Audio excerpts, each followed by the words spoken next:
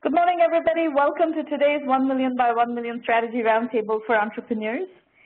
1M, as you know, is the first and only global virtual accelerator in the world. Our mission is to help 1 million entrepreneurs reach $1 million in revenue and beyond, build $1 trillion in global GDP and 10 million jobs. And in support of that mission, we do these roundtables week after week after week, and this is our 293rd free online mentoring roundtable for the entrepreneurs around the world. We've had over 40,000 people participate in these sessions, and we have really enjoyed getting to know you, know your projects, and hopefully we've added a little bit of value along the way. The event is being recorded. You will have a recording available on our blog as well as the YouTube channel. You can use hashtag 1M1M if you want to live tweet during the show.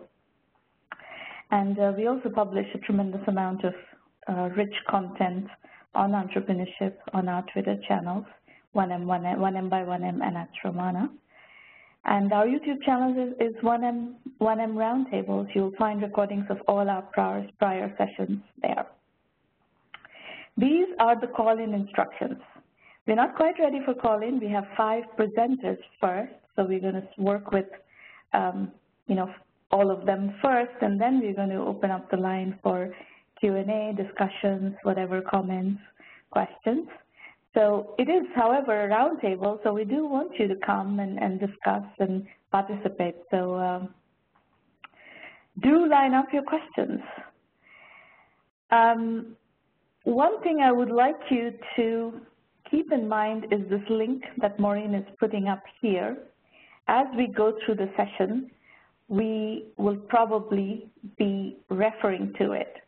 So Maureen, if you could put this link in public chat so that people can have that available to click through to when this comes up in the discussion through the course of the session today. You will hear more about that shortly. Now, before we start the entrepreneur pitches, I would like to set some expectations. To all of our presenters today, please know that we want you to succeed, and we are completely on your side. This is a working session. It's a session with the exclusive agenda of helping entrepreneurs move forward in your journeys. We have no other reason to be here. And, we understand your journey very well. We've been on this path. We understand how difficult it is to sort out, especially the early stages of your business, how to put one foot before the other. And our goal here is to help you accelerate that quite steep learning curve that you're going to have to climb as a first-time entrepreneur in this industry, in the technology-enabled service industry, wherever in the world you're working. The game is actually not hugely different. There are certain things that you will need to do in your journey, and that's just the way it is. Today, based on what you will present, the feedback that I will be giving you in the interactive portion, and feedback you might be getting from the public chat, please note that it is very possible that you might disagree with all that feedback or some of that feedback. Don't feel bad about it. My commitment to you is to tell you what my honest assessment of your business is and what I think would help you move forward. But what you do with that assessment, what you do with that feedback, is really up to you. It's your prerogative to take that feedback or discard that feedback. That really is up to you. Remember, the other fallacy that we see all the time is not all businesses can raise money, not all businesses should raise money, and raising money does not equal to success. You're going to have to build a business. Entrepreneurship equals customers, revenues, and profits. Financing is optional, exit is optional. That is the philosophy of our program. That is how we, build businesses. That is how we shepherd you to build businesses. And of course, financing is a tool, and we will recommend that you go for that when we see fit. but not gratuitously, not automatically, not mechanically. Okay, so that's, those are the things that I wanted to tell you, those of you who are pitching today. And those of you who are participating, please do participate in the public chat. Set your public chat to send to all participants, not to me privately, not to Maureen privately, but to the public chat. The full room should have access to your comments and questions. And asking questions is how you really get engagement and you learn. You learn a lot by asking good questions. So we will definitely save time for Q&A. And let's get going. We are starting with, is it Baruch Kogan, who's going to be presenting this company? Hi, my name is Baruch. I run marketing in a company called Roundtable. So we're in Bnei Brak, Israel. I came on board here a few months ago. We're between the C round and the A round. So let's go to the next slide. Basically, we're presenting an e-commerce and online business multi-channel contact app. And what's that mean? Well, when you think about the way you talk to your friends, your family, you use SMS, you use Skype, phone calls, WhatsApp, all kinds of ways, right? And depending on how much you have to say to each other, depending on what device you're on, how much time you have, maybe you're on the train in the morning, you'll use SMS. You're at work, you might write an email. You're at home, you might do a phone call. And think about the way that most businesses have presented themselves. Think about what they present as a contact option for their visitors. Most of them have an email form, and maybe a phone number. You have to click through into a footer or a contact tab. Maybe, if they're really advanced, they'll have a chat pop up, and you'll be able to chat with them when they've got somebody manning it. And so what happens is most visitors come along, they look at the site, and they have questions, and then they leave. They go Google. I don't want to write an email, wait for 2 days for it to come back to me. I'm just going to go Google, and then they end up on another site from Google. They convert there. They buy from there, or whatever. And so basically an online business has lost that visitor. So let's go to the next slide.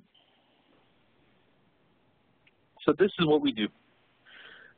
We have a multi-channel visitor contact app.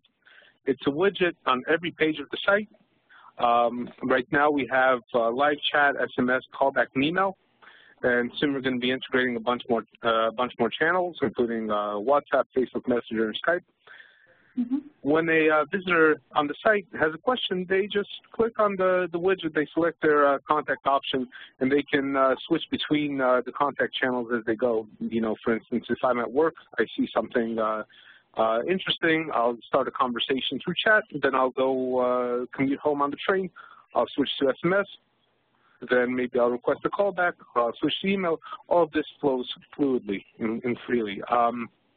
And on the business's side, they have one dashboard where they can see analytics on the visitor, they can see how long they've been on the site, and they can see all their previous contacts.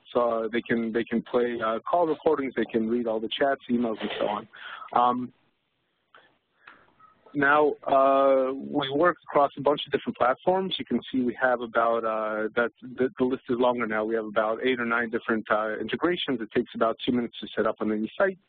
We have a freemium business model. Let's go to the next slide. So we serve basically two segments. First, web developers and designers who are building sites anyway, and they have to have some kind of contact option. And another one is small to medium businesses, the end users. They are the customers of web developers, or they built their own site, and they have different needs. Let's go to the next slide. Can I give you a piece of feedback on this one? Absolutely. So one thing that I see as I'm listening to your pitch is that this is a decision that web developers and designers cannot make. This is a decision that has to be made at a, I would say if you're talking about SMB customers, you need to even get authorization from the CEO or owner of the business, because your job kind of ends by putting this contact widget, but to how to staff that contact widget, you know, on the back end of who's going to answer these SMSs, these calls, these WhatsApp messages, etc., that is a pretty significant commitment from a resource and time and so forth. So you need to go to a level of SMBs of some size, some scale, who can afford to put that kind of resources in, and that decision does not come from a web developer or designer. You're absolutely correct. That's an absolutely correct comment. I'd like to point out that I skipped something. The other end, of course, there's a web dashboard, but also you can manage it from a phone app. So even a relatively small business can manage traffic fairly well, not necessarily from their computer. But you're absolutely correct. The decision comes from the business owner. What we found is that the really savvy business owners that are not necessarily tech savvy weigh their developers' advice fairly heavily. In other words, you know, they're not going to take it 100% of the time, but if their developer says, hey, this is a pretty cool thing, that might weigh their decision. But what I'm telling you is, you're not listening to me. What I'm telling you is that this is not a decision about putting in a widget. This is not a technology decision. It is an operational decision. It's a personnel decision. It is a decision of what level of support, how much of support do you want to provide for a small business. To provide the level of support you're talking about providing is an expensive affair, and that's what I'm pointing out, is that that decision is not a casual, cavalier decision. You're correct. It's absolutely not. But at least to gain awareness is what I'm saying. This is one channel. Yeah. What I'm saying is you're not going to sell a whole lot unless you create a sales channel that speaks to what I just talked about. Understood. Well, we're on that note, we're looking at different sales channels. We're of course available in the app stores of the platforms that we discussed earlier. So we're getting some passive installs there. We don't really have a ton of control over that app store, that plugin store, but we are listed there. We're working on growth hacking, which is to say that since we have a freemium model, our free users will be able to get a free upgrade by clicking on the button and sharing our product on Facebook or Twitter. We're working on development agency partnerships, and also various B2B startups and other businesses that our end audience uses their services. So in other words, we've been talking to them about, hey, set up this widget without fees on your site, but keep the branding. That way, yeah, I still don't see how this is going to convert into sales. I think you need a strategy that is specifically addressing business owners of the kinds of businesses that you are trying to sell to, and none of this whole list, none of them actually addresses that. Okay. All right, I understand. Well, let's discuss that in a minute. So this should be very interesting. If I were you, I would. You have several hundred paid users. I would try to understand the flow of how these users got converted. So 37K installs, fine. But how did these? What are these several hundred paid users, and what has been the conversion path of these users, acquisition path and conversion path of these users? That's what I would really, really deeply try to understand. Okay. Most of our installs are coming from Wix. For some reason, we have taken off better there in their app store than we have in the other ones.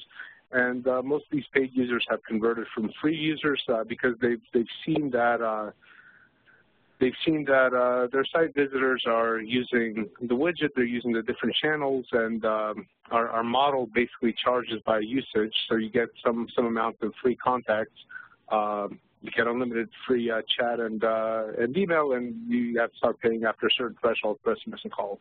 So they're seeing and usage, I think what you're way. seeing there, Baruch, what you're seeing there is that the Wix, Wix is specifically geared for very small businesses, very small e-commerce businesses, and the owners are directly involved in the process because there aren't that many people in those companies. So I think when you're getting exposure to these owners, you're getting exposure to them very early on, and you're directly in the decision path. So that's actually very good news that you found a match, product market fit of a piece of the audience that's where the business owner is directly in contact with the development environment.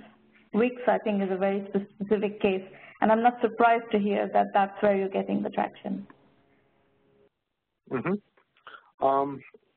So the questions we're trying to address is, of course, the short-range one, which is we're looking for channels to acquire more users effectively to be able to scale. And then the bigger question is, what does a killer app in this field look like? We have competition, other chat apps. Integrating other channels is not, a moonshot. So what can we do in order to, I guess, not pivot, but to really stand out? We've been discussing different ways that we can maybe use natural language processing to analyze interactions and to automate maybe sales advice. Sorry, somebody else is... The answer to your first question I already gave you. If you need to create a strategy that focuses on talking directly with the business owners, because that's where the decision happens. Now, if you put yourselves in the decision owner's shoes, that decision, that owner basically has to figure out how to staff this widget, so to speak. The back end of this widget, how do they deliver that level of service? And for that person's problem domain, if you can automate answering these questions, create some sort of a right now kind of technology for very small businesses, that would be interesting, I think. But this is not easy technology. This technology is hard to build technology. So you have to see whether you have the expertise in your company to do that, but my guess is but you have to check, you have to talk to these. You have a few hundred business owners who have made the decision to pay for this. You need to talk to them and see what is it that they are looking for that they don't find elsewhere and they would like to find from you. Okay. Okay. Great. All right. Good luck. Thanks for your advice. You're welcome. Shreyash, you are up next. Kamkar. Shreyash Kamkar. Go ahead. Shreyash Kamkar. Go on, Shreyash. Hello. Yes, please go can on. You hear me? Yep. Yeah. Okay, hi. I'm from Bombay, India. Hello? Yep. Yeah, can we go to the next slide? Yeah. So basically, I'm contemplating on this idea of medical tourism. So it's like the practice of traveling abroad for medical treatment. Well, basically, soaring medical costs, high insurance premiums, increasing number of uninsured and underinsured people in developed nations, along long waiting periods in their home countries, that is causing these factors. Well, coupled with the low-cost advantage that India is offering, these are some reasons as to why the market is growing on a year-on-year basis by around 30%. Well, in the last year, is 2015, India alone treated around 1.3 million tourists. And by 2020, the market size is going to grow to about 8 billion USD, so as predicted by KPMG. Well, major procedures that have been done in India are heart and orthopedics. And generally, people also come like from the Middle Eastern countries, like just for full body checkups, So these are like certain things. well, if you go to see the cost advantage that India has, okay, so for example, if in the US, a heart procedure is cost around, say, 1,33,000 USDs. In India, you can get it as low as around 9,000, 9,500 USDs. So that is the, cost effectiveness that India has. Factor of 10, you're like saying almost.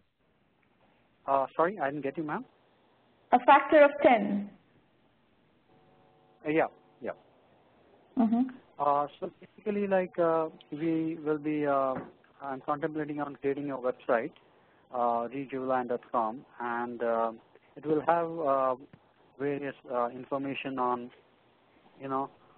hospitals and the treatments that are being offered in those hospitals. We'll be offering the entire package, like right from pre-surgical to surgical as well as post-surgical. And well, here is our unique selling point. Now, the point in here is like, what if the patient is not happy with the treatment? Okay, so this is like a gray area, like who will be responsible, and in that case, what will happen actually? So, doing is we'll cover. I have a question. Hello, yeah. Do insurance companies cover overseas medical treatments? Yeah, I will be coming to that. So the thing is, you're right. So I've mentioned our customers as insurance companies. So basically, like, we'll be pitching up that also thing we'll be covering. That is, we'll be pitching to these insurance companies so that they can entice their clients to get the procedures done abroad. So that the effectiveness, or like, the advantage in this will be the patients or the end user will have to pay less premium. But insurance companies don't want them to pay less premium. They want to pay less for the treatments, but they don't necessarily want less premium. That's not their interest. So it will be So in any ways, it will be a positive advantage for the insurance companies. So while maybe they might be taking the same premium, but the cover that they will have to pay will be less.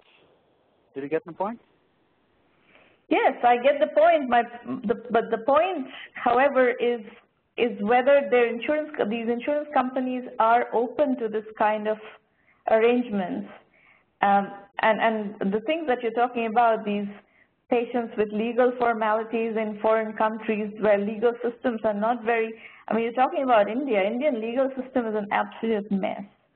So if people are not happy with treatments and they want a legal action, India is not set up to do stuff like that very well. Yeah, that is that always will be there, but then the customer won't have to shell out anything from their pocket. So we'll be covering for that. So we'll be charging a premium. Think you should. I don't think you should cover for that at all. I think this is going to set you up for a massive failure and massive exposure that you should not have anything to do with. You can go bankrupt just on the basis of this. No, there is this association, IMA, Indian Medical Association. Through them, we like per patient they charge some premium, and once if the customer they are not happy with the procedure, then they take over. So we don't have to. The company won't have to shell out the entire cost, Yeah, but there's no deterministic path to resolving these things. So you are setting expectations that you do not have any deterministic path of fulfilling, and that is a very dangerous thing to do in designing any product strategy, in any discipline. So then, how do you propose to go about this? Because this I don't think you can do it. You cannot resolve. You cannot take on the responsibility of resolving legal disputes on behalf of patients and insurance companies and hospitals and so forth. I would say this would be asking for, massive liabilities and massive kind of dissatisfied customers. I don't think this is a good, if this is going to be a core business, it's a very bad business. No, that's not going to be my core business as such. No, see, we are not going to take the responsibility, okay? Did you get the point? So we are not I do, but if you don't take the responsibility, then you cannot claim it as a differentiator. You know, you cannot say that we are taking the responsibility and then not take the responsibility. That doesn't work. No, the responsibility and the onus will be with the hospital and the doctor, okay? We'll just like fund whatever it costs for the lawyer and, you know, the legal issues. So it's just that. Means we'll be insuring, okay? It's not going to work. I don't believe this is going to work. Okay, fine. Okay. As I said earlier, it's not something that you don't have to take my feedback. You can take my feedback, discard my feedback. My sense is if you cannot say that you're taking responsibility of something and then you can deliver on that commitment, you should not say that you're taking responsibility for something. Okay, fine. I'll do more research work on the same, and yeah, okay, fine. Can we move ahead? Yeah. Okay, so what I'll be doing is like my customer acquisition strategy, like as in I'll be tying up with the doctors of those individual countries. Like say, to start off with, I'll be doing my marketing in countries like Bangladesh, Sri Lanka, and all these areas. And I will be tying up with the doctors, and I'll be offering them incentives so that they can send in the patients to India. Plus, like I'll be also marketing by the internet via search engine optimization. So that is my. This customer acquisition strategy right now sounds very elementary and not really deeply thought through. Customer acquisition by internet is a 30,000-foot statement. There's real methodology in that, and you have to figure out what methodology works for you.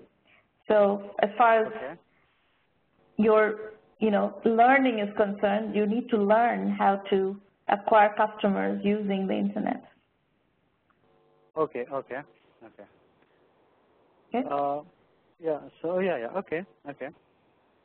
And here's a brief, I interviewed a couple of hospitals as to what margins a medical facilitator can expect. Like generally the margins on surgical procedures is 20%, and on the cost of the equipment is around 10%. So behind one patient, like you can end up earning, say anything around 16 to 17%. So like with this, like I've just made a brief note as to if I can. Shreyas, yeah? This is not customer validation. This is not customer validation. This is you're saying how many patients are out there, and it's your desire to capture 1% of this market, 10,000 patients per year. This is not customer validation. You haven't. Again, it's another discipline that you need to learn is customer validation. How do you do customer validation? What is the procedure of doing customer validation? There's real methodology of how to do customer validation.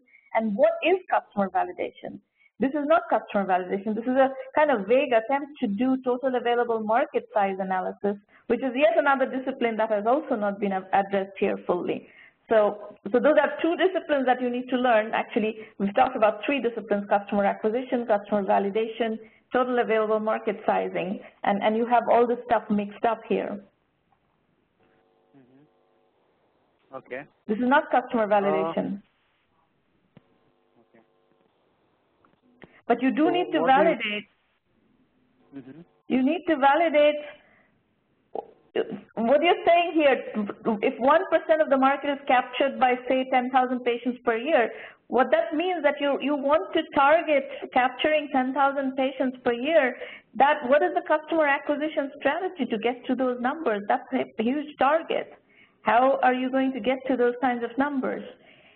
And you need to also position this business to see who is who falls in terms of segments, who falls in those 10,000 patient target area? What are the segments? Just by saying Bangladesh and Africa, that doesn't segment the market. You need to segment the market in very precise ways and accordingly design customer validation, design customer acquisition strategies to align with that. So this is, what you've presented here is a very, very beginning concept. In each area, you're going to need to learn the methodology of how to actually do this right. So you have a very long, steep learning curve coming up, and you're going to need to plug that learning curve. If you hold on, I will spend some time going over how to do that. I cannot teach you all of these methodologies in this session because each of them are, many hours of lectures and so forth. But I will show you exactly how to plug your knowledge gaps in a moment. And in the meantime, you can also look at the self-assessment page link that Maureen has put up. If you scroll up to the top of the public chat, Maureen has provided the self-assessment link. Those are the questions you will need to answer, and we'll come to that link in a little bit. Let me finish working with the other 3 presenters today, and I will walk you through how to use this, okay? Okay, fine. All right. Yeah, thank you, Shreya. Nice talking to you. Yeah, thank you You're very much. welcome. Yeah. You're very welcome. Yeah, thank you very much. You gave me very nice input, okay? Yeah. And I think you can be successful. You're just going to have to learn the pieces of how to put your one foot before the other. That's the whole game here. Okay. Yeah? And we'll teach you how to do that. So let's, for the moment, thank you, Shreya. Let's move to Piyush Anand and Piyush's presentation. Should I, hello? Hello? Yes? Yeah, should I hang up or should I be You can hang up and continue to follow the meeting from WebEx. Maureen, Maureen will guide you on what to do. Just follow the public chat. Maureen will guide you on how to go forward. All right, Piyush, go ahead. Hi, Shimana, can you hear me? Yes, we can hear you. Good morning. So, Shimana, I'm joining from Gurgaon in India, and this is an idea which we are working towards. We have given a lot of thought towards towards how do we want to execute, and we'll be sharing. I'll be sharing our thoughts on what we plan to do and where we are in our journey right now. So we can move to the next slide. So essentially, we are a team of essentially right now a team of 3. One doctor, myself, who's worked with strategy consulting firms, and a colleague of ours who is right now working with healthcare companies and has also done work with the media, with a large media house in India.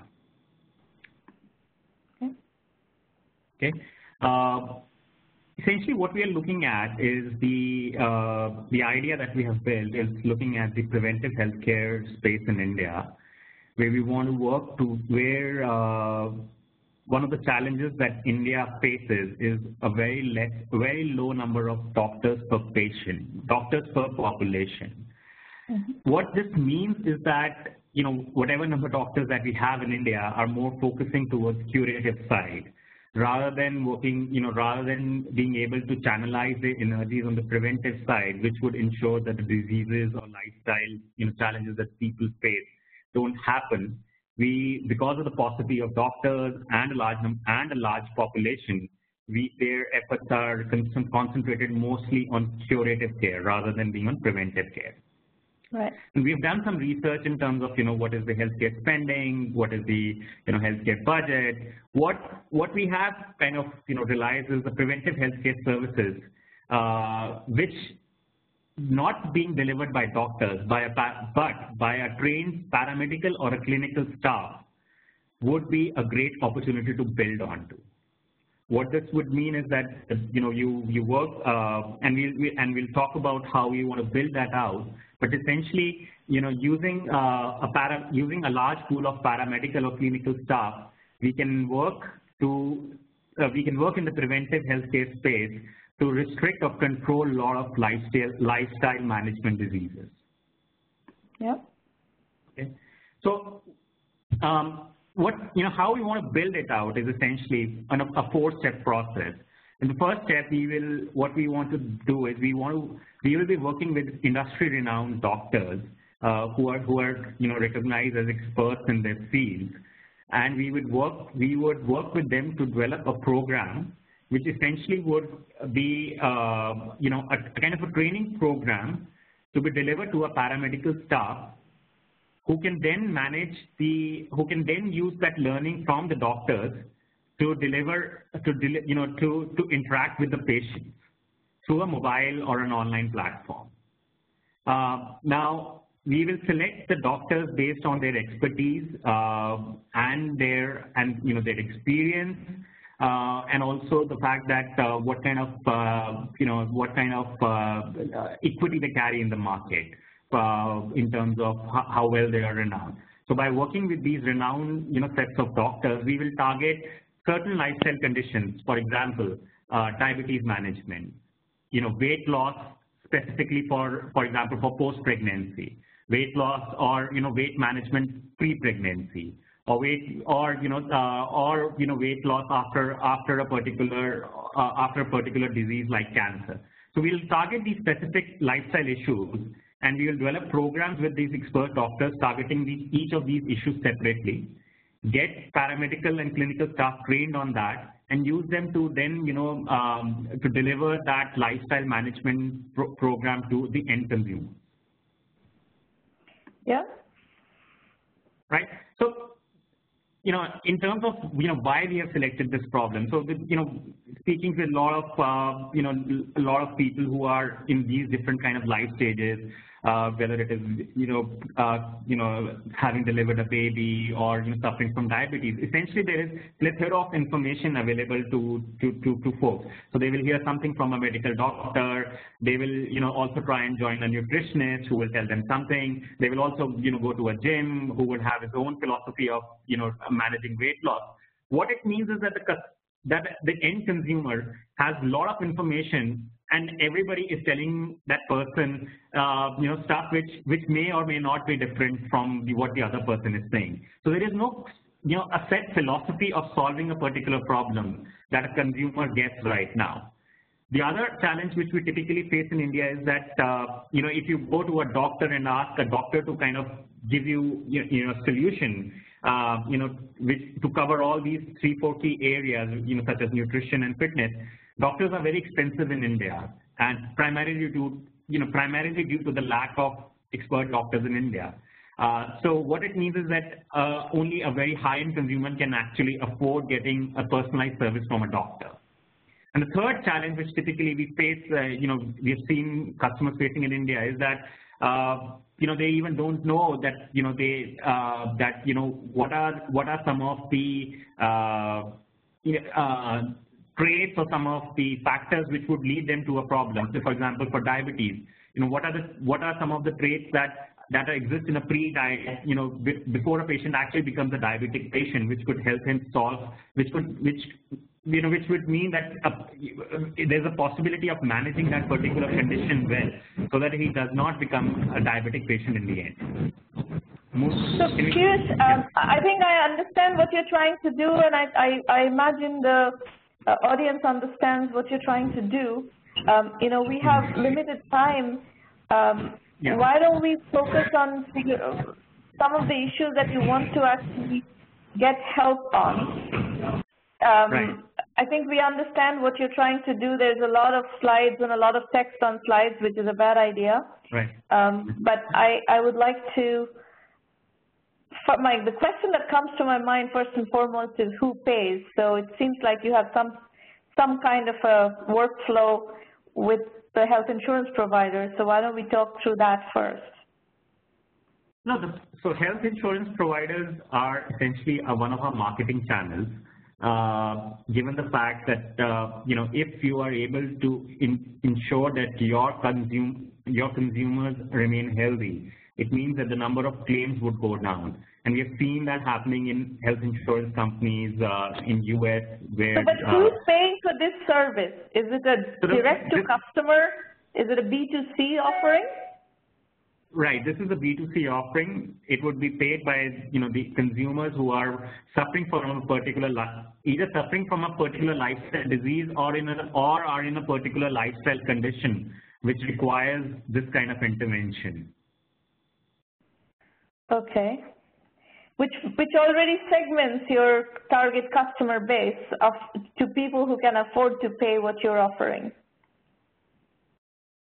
Correct. What we are saying is that instead of if you were to take this program from a medical doctor, the cost of that program would be significantly high because of the limited resources and time the doctors have. But if this program were to be delivered by a clinical staff or a paramedical staff, which would typically cost anywhere between 1/10 of the cost of the doctor, these kind of interventions can be delivered in a much more cost-effective way.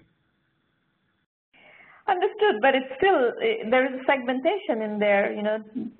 Correct. So 3,000 per month still puts you in a fairly affluent customer base category.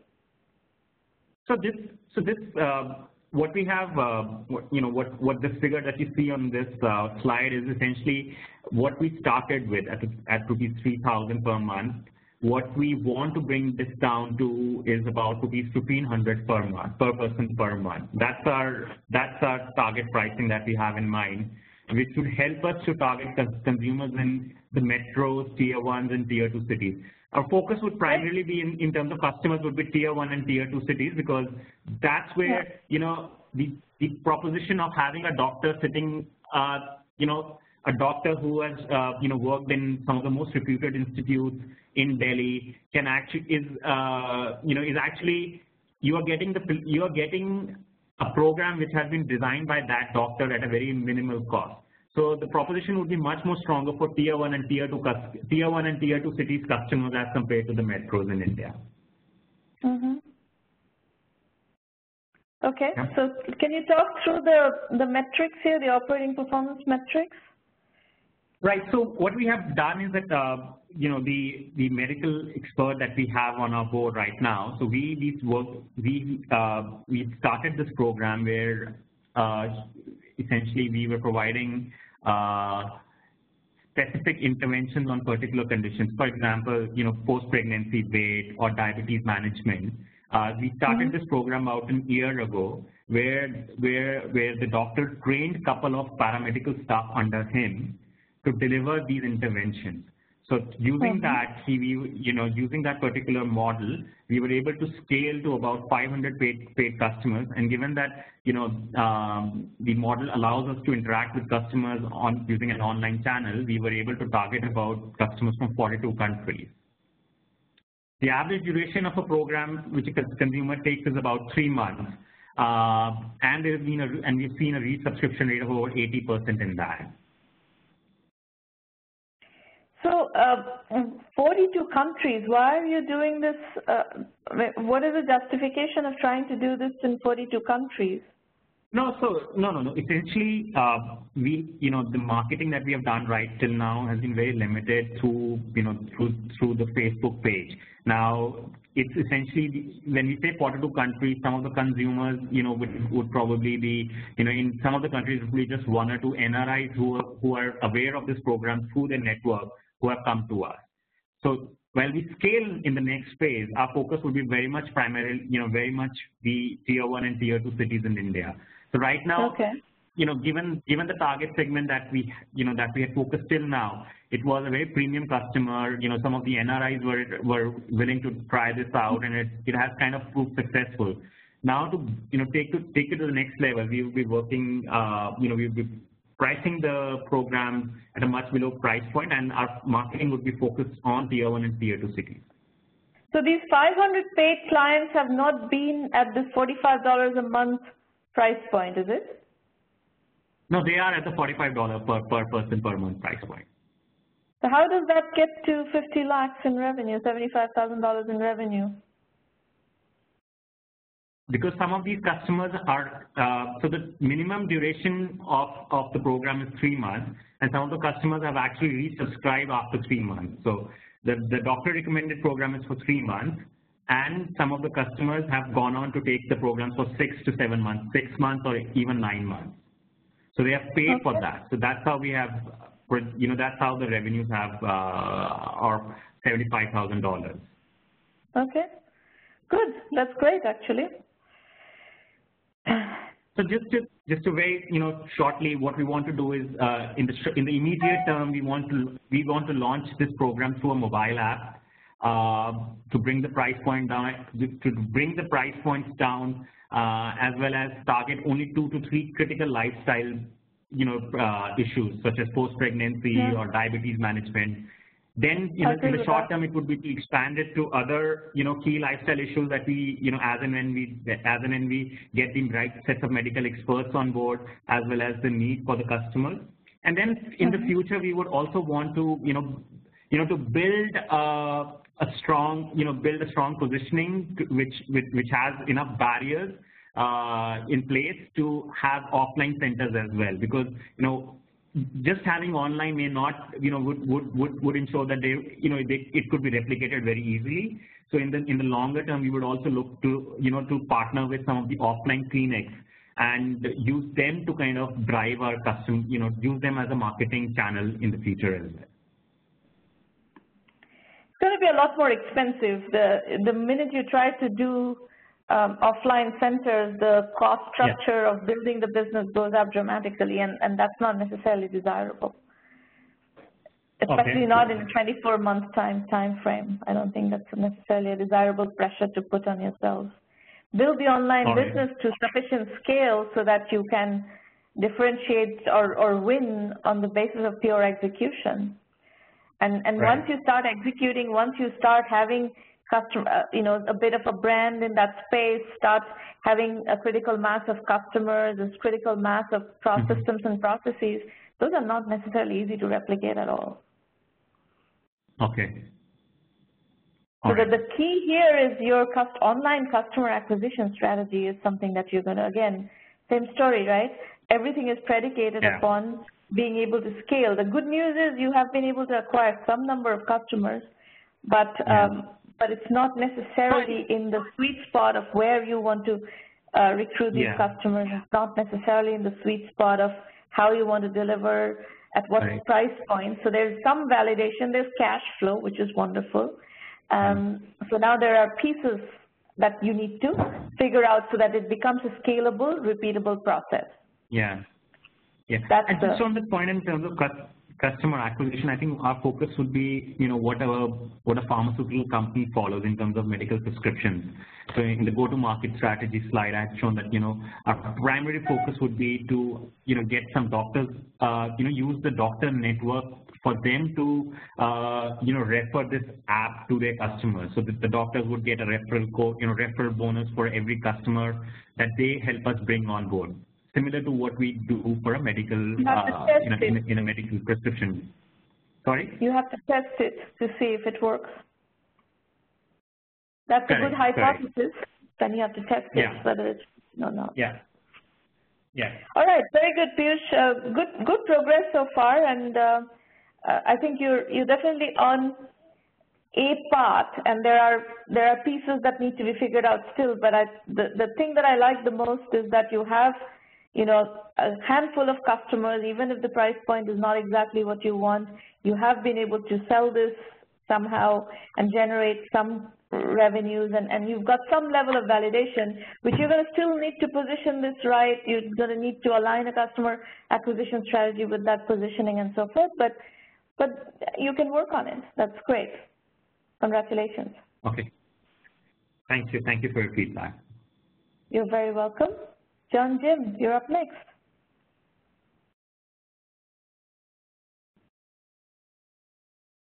John, unmute your line, please.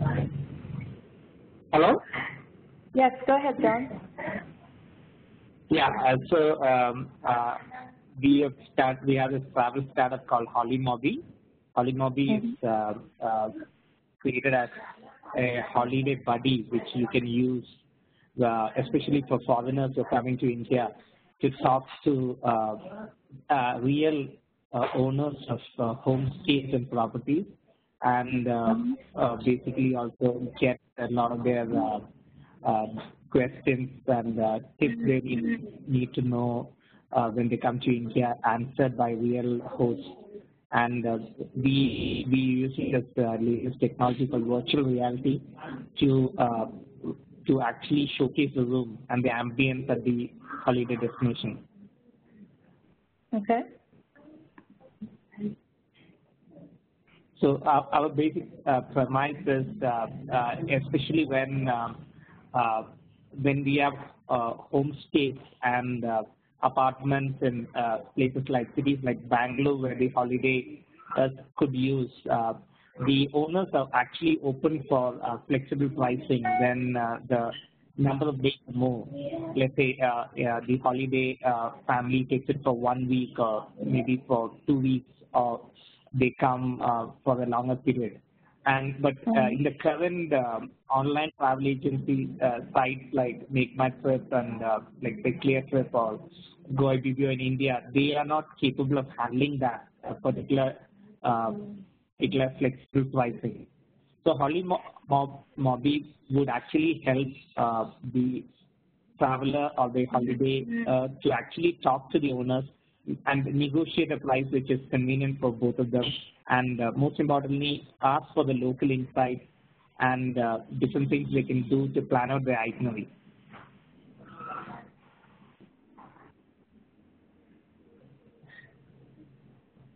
All right, keep going. Okay, so we have generally found that the customer acquisition done using Google search ads and Facebook ads are very targeted because it's very hot lead. The gestation period of the lead in the funnel is very short, so it converts into a real engagement with the host. John, do you have an app that is already running and that you are doing this kind of customer acquisition for? We have a web app which works on both browsers. Yes, we have a web app. We intentionally are using a web app for customer acquisition because it works both on the iOS and Android platform, and also any platform like Microsoft, Nokia, because it basically works on the browser. And have you done customer acquisition using AdWords or Facebook? Yeah, I'm an expert in that, so I'm I've done a lot of it. We generally use a different strategy based on content called search branding. So we identify, we create positioning based on the search keyword. No, my question is, do you have a sense of what it's costing you to acquire customers for this particular app? You may be an expert in, which is great actually, you're an expert in search AdWords and Facebook ads, that's awesome. The question I'm asking is, do you have a sense of what does it cost to acquire this traffic, and how does it convert? Yeah, we generally don't target the short tail keywords. We target long tail keywords. So the cost of conversion drastically falls down, and we generally find our cost of acquisition per conversion is approximately around 20 to 25% of the end net revenue that we make. So, and what is the business model? For how much are you getting off each booking? You're a commission-based provider, right? We are not. We are a commission-based provider, but because we have this flexible pricing, we take a lesser percentage of the booking in the initial stage, generally in the range of 10%. So, but what is different about that? A commission is a commission, right? Whatever price the people agree, the two parties agree on, you get the commission on that price, isn't it? Yes, we get a commission on the final price which the host agrees with the guest. So we are intentionally trying to convince the host to reduce the price because we initially want our platform to go viral. Okay, well, whatever, but my question was more, what is the business model? So it's 10% of you. If you've booked $250,000 worth of bookings so far, you've made about $25,000 of revenue off that. Yeah, that's correct. Okay. So what are your questions? So basically, we are basically trying to get into the same segment as Airbnb, because Airbnb is not that focused for holiday destinations in India currently, because they are in 190 countries and they generally work on acquisition strategy. So we are looking at creating content and good strategies so that long term we basically want to solve the same issue that Airbnb is solving, but at a more specific issue. So I would like some sort of ideas and suggestions from your side in understanding whether is it a big problem that we solve, is there any small strategic insights that you can give us? So is your assumption that Airbnb does not do dynamic pricing and you're doing dynamic pricing? Is that the core differentiator that you're trying to position around? No, Airbnb also does do dynamic pricing, but what Airbnb, the number of properties Airbnb has in India is approximately around 10% of the total available number of, let's say, resorts or homestays. So we are targeting the remaining 90%. That is not an opportunity, because Airbnb is very richly funded, and the minute they decide that they want to, increase their coverage from 10% of the available properties to 50% or 70% or 100%, they will just throw money at it and they'll get it done. They know how to do it. They're doing it all over the world. They're also doing it in India, and they will do it elsewhere. So you cannot compete with Airbnb with that assumption that you're going to be you'll have better coverage than Airbnb. You have to find a better positioning than that. And that's what frightens me about your, what you've presented here, is that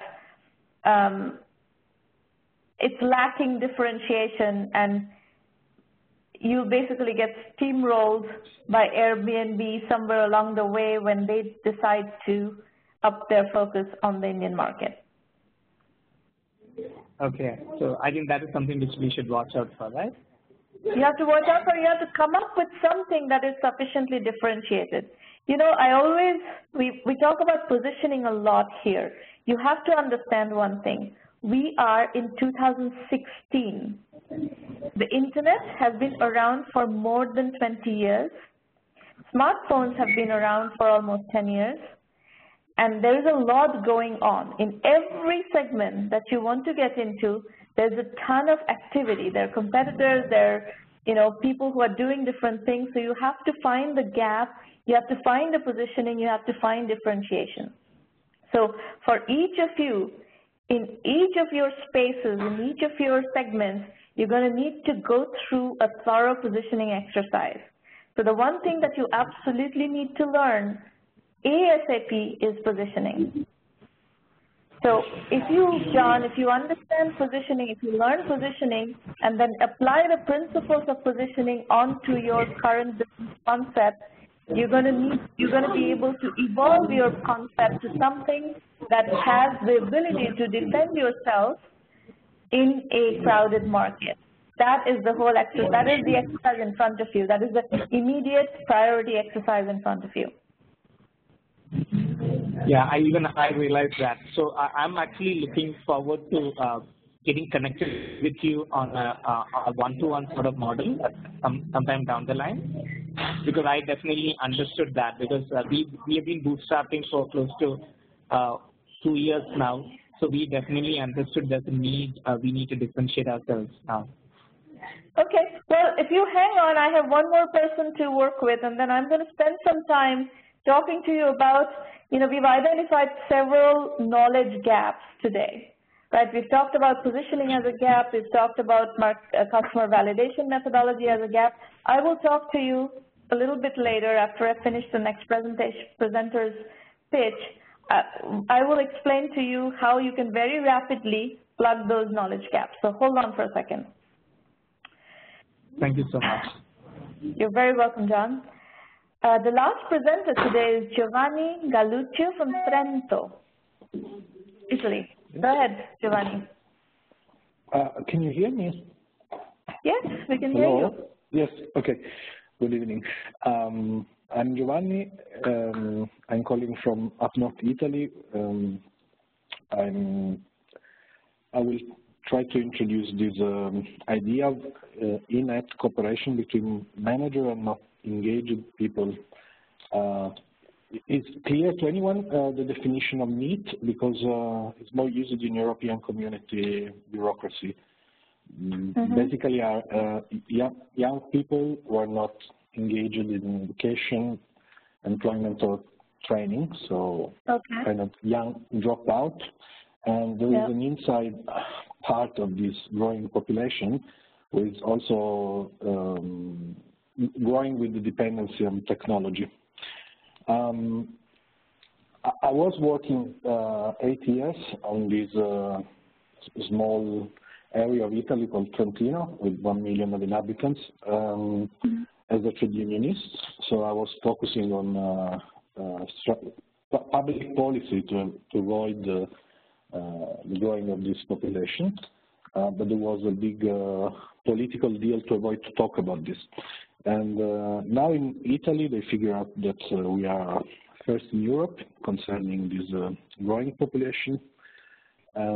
What we are doing basically is to focus on these people and to put these people working together with managers who are unemployed and who are building up cooperative of temporary manager, trying to go back to the So your assumption is these people have skills and they are employable. They have resumes that have some saleability or marketability. Yes, think about, for instance, autistic people, where a high level of skills and creativity to spend on video production, post-production, this, okay? For instance, in Italy, there is no policy to look after these people. They stay at home and waste their life playing video games and going more socially isolated than they are. Okay, it's not. It's something completely far away from California situation, for instance. Okay.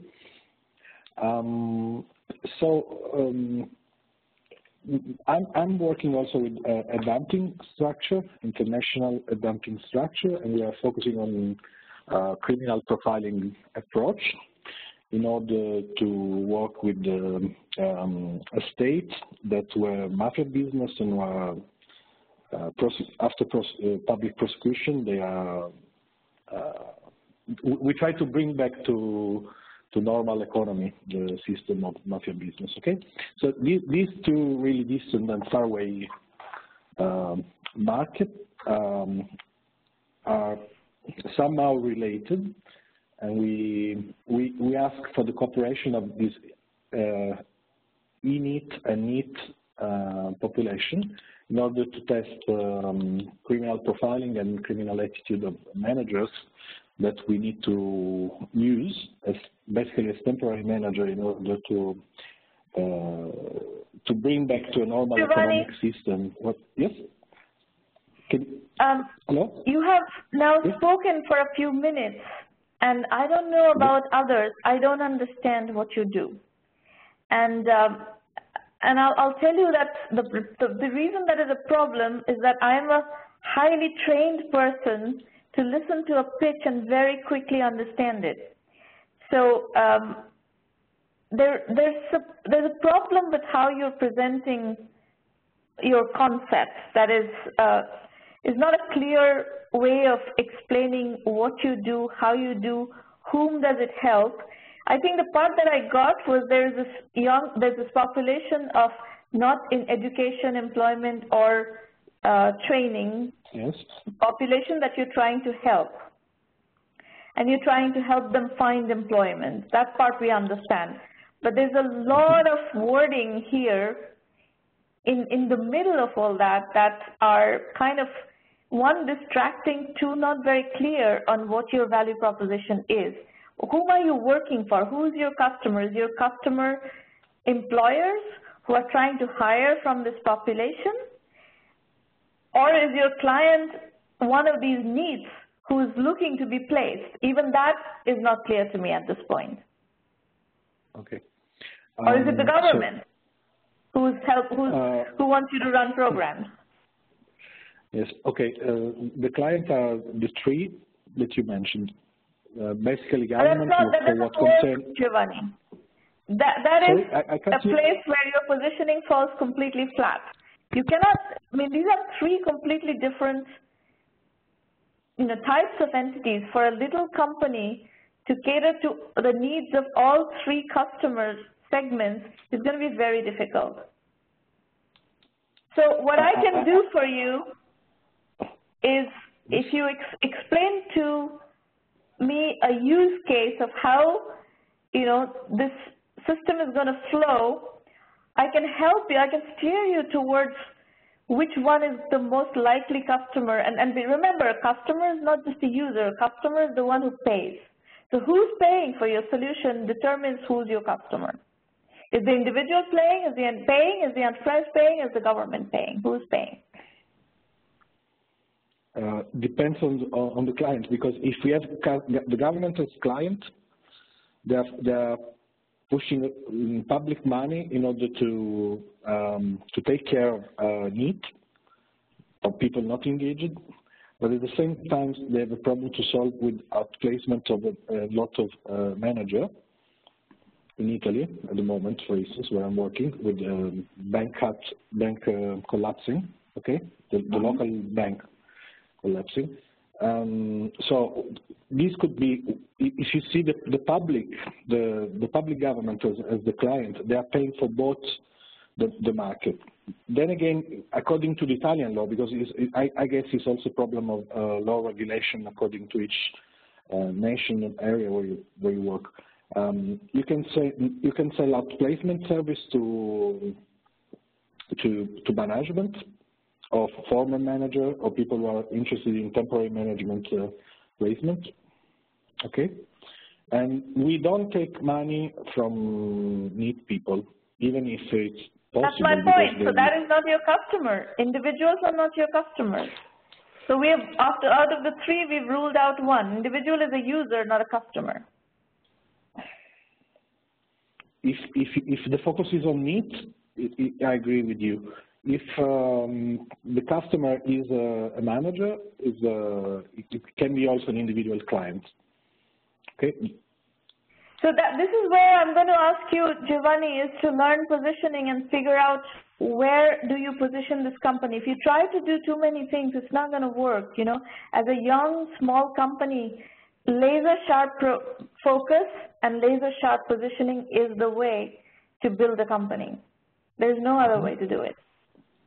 So I would request you to kind of go through your thought process, learn the positioning methodology and apply that positioning methodology so that you can really streamline one value proposition for one customer category that really resonates, and that is such an important painkiller for that customer that customer is willing to pay for it.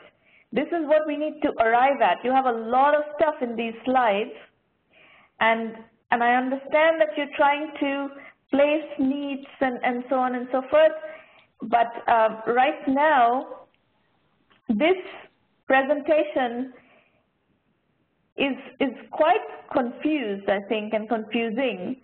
So we're going to need to streamline this and really focus on whether it's the government segment or the enterprise segment, whichever one you have a real painkiller solution for, that they're willing to sign checks to let you provide that solution. That is the positioning that we need to arrive at. Does that make sense?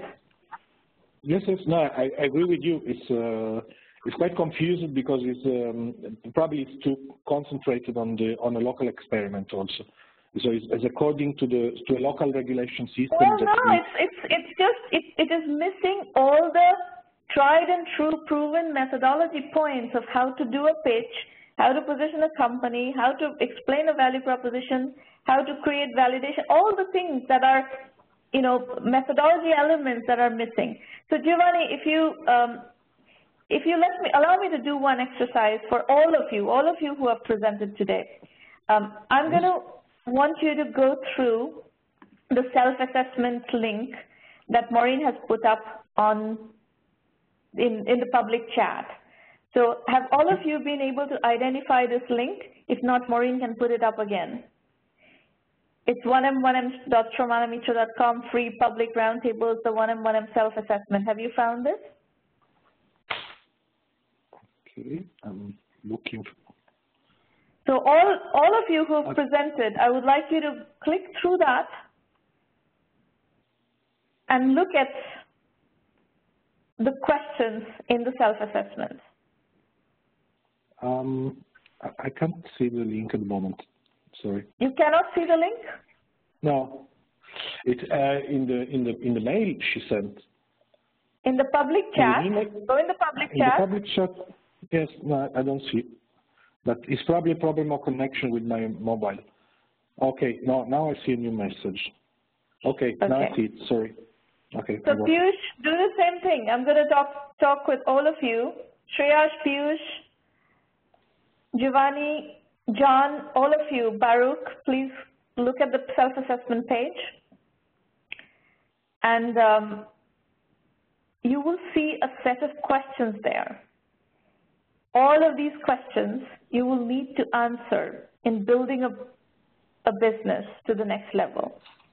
And you will see in different areas you have knowledge gaps.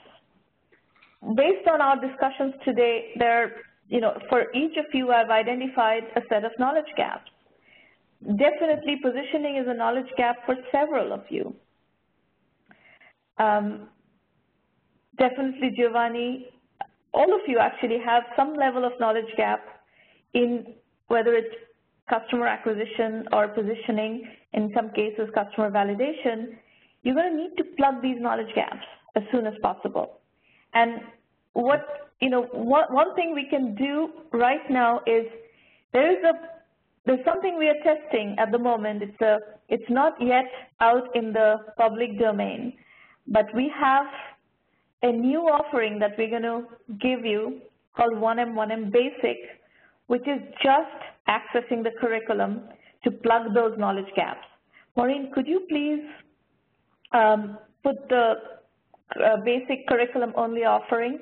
So if you go to the link that Maureen just put in, you have a way to subscribe to the curriculum, the 1M1M curriculum only. You know, so far, the 1M1M program has been focused on providing you with these free roundtables, the blog, the books, and then we've had as our only premium offering the 1-year full premium program. And this premium program offers a whole extensive array of services, full methodology guidance, full curriculum, business development, strategy consulting, help with financing, help with media relations. Everything is packaged into this $1,000 annual membership fee package. And that is obviously still available, and if you want to go to that, you're welcome to do that. If you want to just do a very quick, curriculum plugging of knowledge gap, you're also welcome to do that using 1M1M Basic, which is going to be just $99 a month. And if you have the time, you can do 50, 60 hours of curriculum in just 1 month and plug your knowledge gaps, and maybe that would be adequate. The help that you need, you can just do it at a much quicker, lower price point level, and we are fine with that as well. We have got this request from the audience, which is why it took us a little bit of time to put it all together, but now there is another offering that is coming along, which is you can just do the curriculum and plug your knowledge gaps. And frankly, I have seen this over and over and over again in these roundtables where I spend the time during the coaching session asking people to learn certain methodology pieces.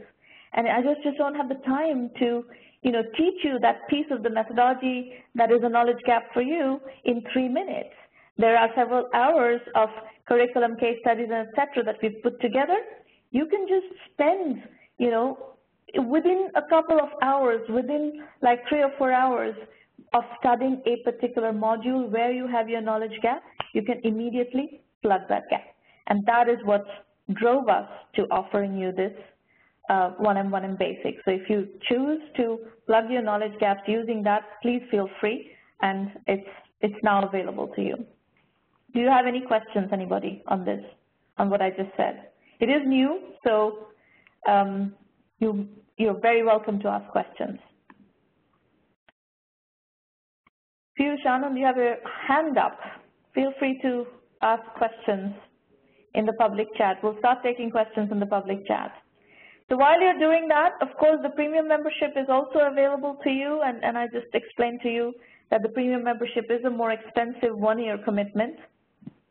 And you can go to the $1 Million Club link on the website to look up case studies of success stories in the 1M program. And the value equation of the premium program is quantified also in the link that's on your screen. We offer a huge amount of value for just $1,000 annual membership fee, and I think this new offer of just $99 a month, you will also get a tremendous amount of value by spending very little. Our methodology, our philosophy is democratization of entrepreneurship, education, and incubation. So we're trying to give you a huge amount of help free, like these roundtables have been happening for years, and they're free. We're offering you a very rich blog and lots of content for free. We give you very, very modestly priced books. Now this 1M Basic is just a $99 a month program, and then even the premium program is a $1,000 annual membership fee, and for that you get $375,000 worth of value plus 5 to 10% equity is what you would have to part with if you were trying to access this level of value in the open market. So continuing on the theme of democratization of entrepreneurship, education, and incubation, this 1M Basic is yet another way that you can engage with the program at a lower price point and plug your knowledge gaps. So do the self-assessment. If validation is your knowledge gap, go do the customer validation methodology piece. We've discussed that today. Many of you have gaps in the positioning methodology. Over time, I've seen a lot of gaps in total available market size. And then customer acquisition, you need to, if you have a 30,000 foot level view of customer acquisition, you need to double click down on it and get granular and figure out what your customer acquisition strategy is going to really look like. And that's also maybe a knowledge gap that you need to plug. There's a question that I'm getting. Please don't send me questions privately. Send all your questions to all participants. John Jim is asking, do we get one-on-one tutoring for the basic program also? No, you don't. The basic program is curriculum only. In the premium program, you get this kind of one-on-one tutoring in the roundtables, and those are private roundtables, closed door sessions for members only. But in the premium, in the basic program, it's only curriculum. You have unlimited access to the full curriculum, but you are completely on your own. There is no one-on-one tutoring.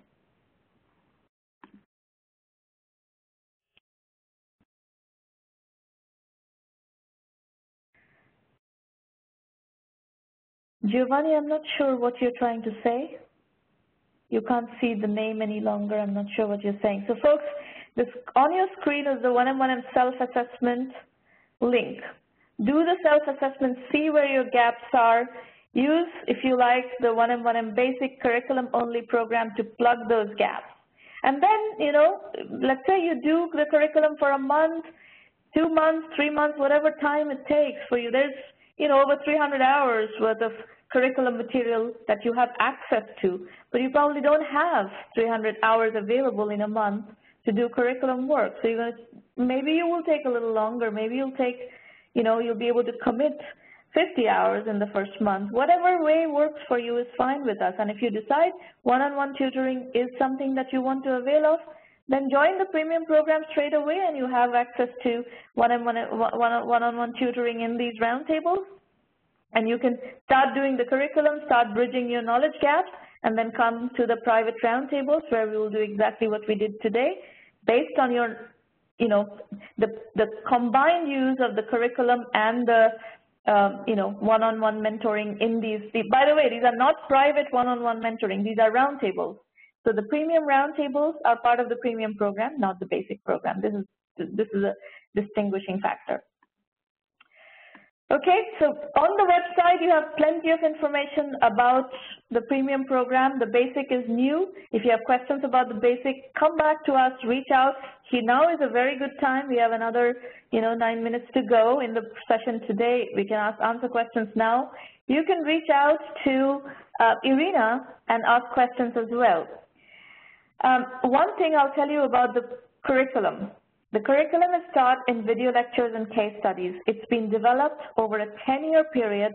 Over 700 successful entrepreneurs have participated in building this curriculum. They have shared their case studies, their lessons from the trenches, their journeys, and we have stitched all this up into a very powerful syllabus that you need to learn, basically, if you want to be a successful entrepreneur. So the core curriculum, for instance, has 7 modules: bootstrapping, positioning, market sizing, customer validation, financing, customer acquisition, and team building. You have to learn all 7 modules. You have no choice. That's just, the core of learning how to put one foot before the other in entrepreneurship. Then we have a bunch of electives that are aligned with different business industry areas: Web 3.0 and e-commerce, cloud computing, and business solutions, healthcare, IT, mobile and social apps. Each of these have elective modules. If you decide to go for 1M Basic, you have unlimited access to the entire curriculum. You really can do it at your own time, whatever you want to focus on, up to you. Our methodology is lean, capital efficient, bootstrap startups. So whatever it is that you do, even if you want to get to financing, there is a bootstrap phase that you're going to have to travel to be fundable. So if you are thinking about funding and trying to understand what is required in funding, again, go back to the curriculum, and there is a very extensive, exhaustive financing module that will teach you all you need to learn at this stage about financing, and you will be able to gauge from that, diagnose from that, whether your business is currently fundable or not. So the curriculum will get you a long way. So if you just want to take advantage of that at a much lower price point, happy to, encourage you to do that, do it, and just get going. Remove the obstacles, remove the knowledge gap, one after another, and move forward. That's the whole point. The last thing I'm going to mention is our coverage of the premium members link from the press page. We have huge clout in the media. We reach a footprint of over 250,000 people out there. So if you try to get your word out there to a large community of people, including influencers, we let you use our social media and all our media channels through which you can propagate your message. You're very welcome to use that, but you do need a premium membership for that. That's not available in basic. Those of you who are building programs, entrepreneurship programs somewhere in some part of the world, whether it's in Italy or India or any other part of the world, please look at the 1M affiliate program. We are happy to partner with you also to help you, enhance your offerings for your community. We have free roundtables every week, pretty much for the next 4 weeks. And even in March, actually, I think all the way till the end of March, we probably have free roundtables every week.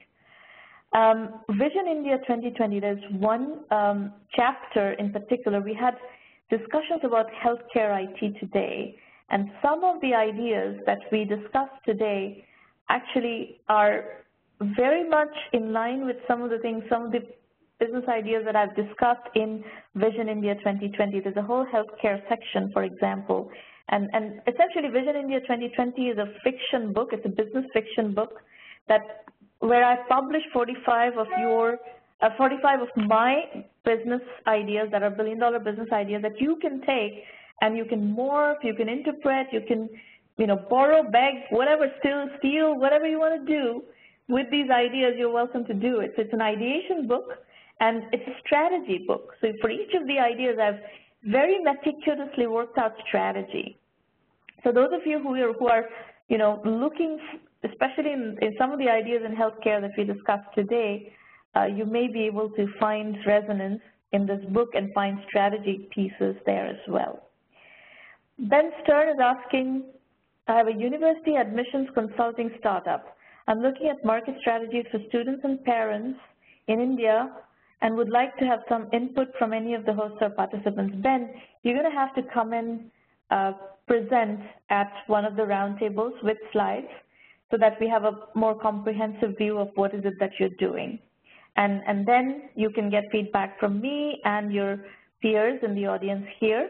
So please sign up on the Free Republic Roundtable page and sign up to pitch, and Maureen will make sure that you have a slot to present there. Piyush Anand is asking, how do we get the Vision India 2020 book? Vision India 2020 book is on Amazon. You can buy it from Amazon. All the books actually are available at Amazon. Kindle and paperwork back. Vision India 2020 is available in Kindle and paperwork. Thank you, Giovanni. Maureen, you can probably give Piyush the link for the book as well. One Incubator in a Box, by the way, is our corporate partnership, government partnership platform where several of our partners are running their own incubation programs in partnership with us. We are running it for them, a large part of it for them, but we have a number of partnerships using this platform. So yeah, these are some of the books, and if you want to call in, we still have 3 more minutes to talk to you. If you'd like to call in, you're welcome to do that, or we can continue the conversation in public chat. And while we are doing that, I want to introduce you to Irina Patterson. We would love to hear from you.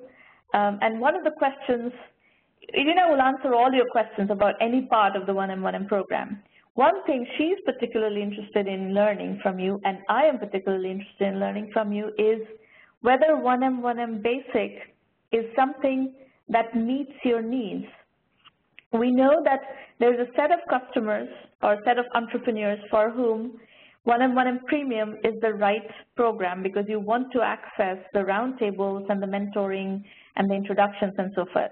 But we know that there is a certain group of customers of ours, certain group of entrepreneurs who are looking for a lower commitment entry point into the 1M1M program, but more commitments and more of the material available than the free roundtables. This is why we are bringing you 1M1M Basic, and we'd love to hear your feedback on whether you will use this 1M1M Basic, why not, what works for you, what doesn't work for you in the 1M1M Basic offering. So we would appreciate very much any feedback here as well as, after this program. If you want to email us your feedback, that would be great.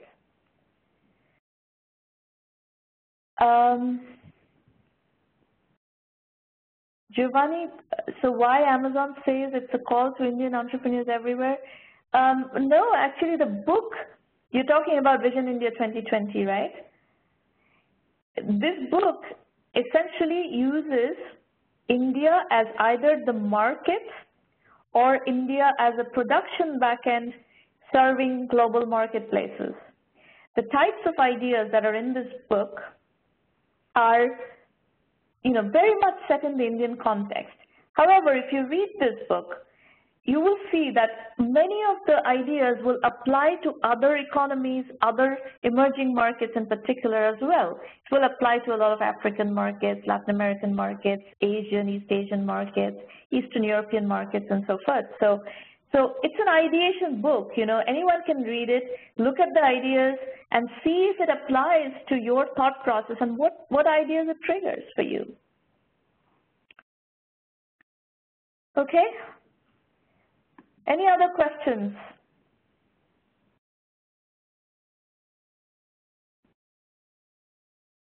Questions, comments?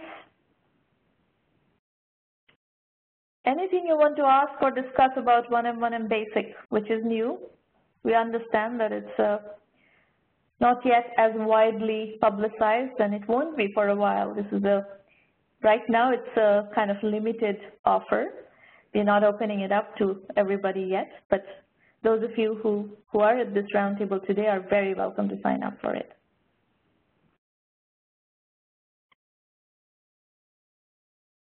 Anybody else? Questions, comments, issues, roadblocks?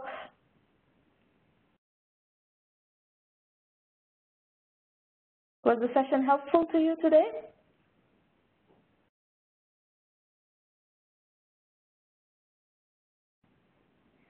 Giovanni, what would you like to apply in 1 month for you? You're talking about signing up for the basic program or the premium program? What is apply? You don't have to apply for anything.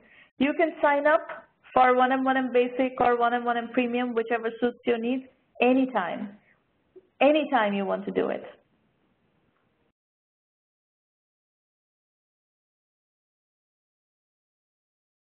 But those of you who are struggling with specific issues, and as we were going through the session today, we identified several of your issues. I would recommend you go plug your knowledge gaps on those issues as soon as possible. Ben Stern would like to sign up, apply to pitch in March, but doesn't see a link yet. Maureen, are the links not up yet for March? Ben, where are you located?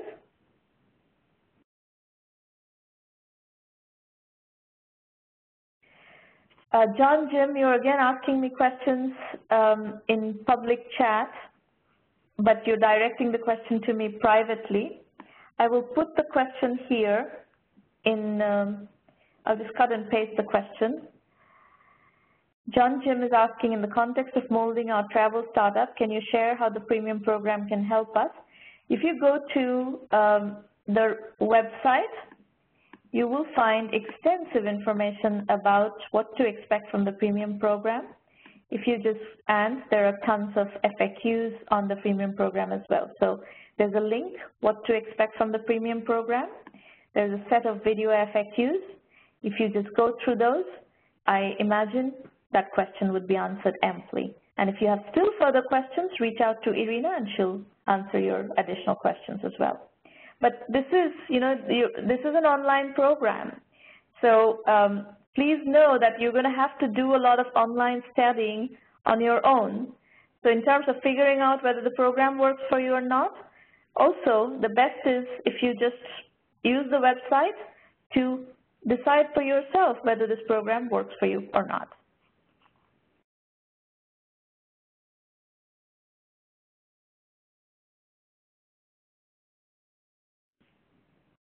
Anybody else?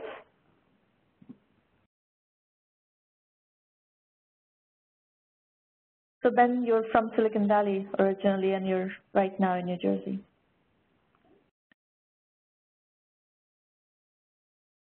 All right, anybody else? Any other questions?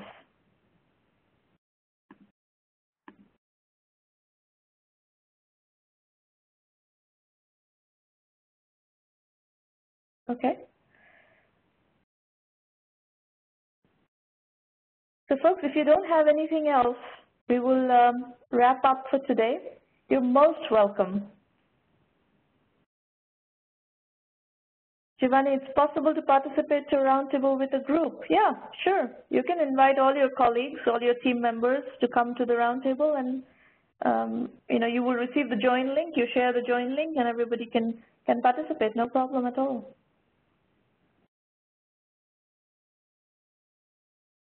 We encourage you to participate with your team because that will actually help the entire team be on the same page, and you can then take the feedback from the roundtable and brainstorm on how to address the issues that are coming up. You're very welcome, Ravi. Okay, folks, that's it then for today. We will see you next time and look forward to working with you further. Bye-bye, everybody. Thanks for coming.